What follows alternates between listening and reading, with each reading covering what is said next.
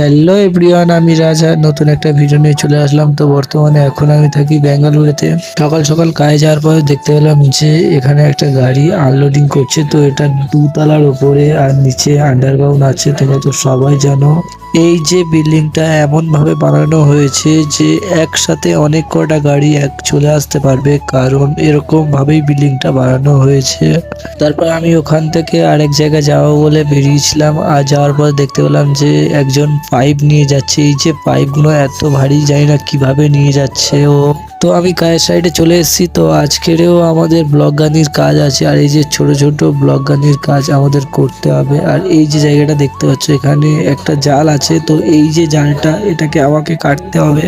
তো আমি একটা হাতুড়ি নিয়ে জালটাকে কাটার জন্য বসে গেছি। আর আমার ভয়েসটা যদি খারাপ আসে তো তোমরা ক্ষমা করে দিও, কারণ এখানে ওয়েদারটা অতটা ভালো না, ওই জন্য করে ভয়েসটা খারাপ আসছে। কখন বৃষ্টি হচ্ছে, কখনো বা আবার রোদ হচ্ছে, তো বোঝা দুষ্কর। আর সারাদিন মেঘলা মেঘলা ওয়েদার থাকে। আর বলতে বলতে এদিকে বৃষ্টি চলে আসলো। তো বৃষ্টি চলে এসছে যেহেতু আর কাজ হবে না।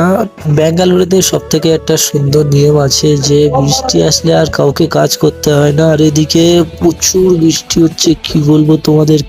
সে যাই হোক, তো প্রকৃতির নিয়ম তো সবাইকে মানতেই হবে। আর ভিডিওটা ভালো লাগলে ছোট ভাই হিসেবে পাশে থেকে নতুন নতুন ভিডিও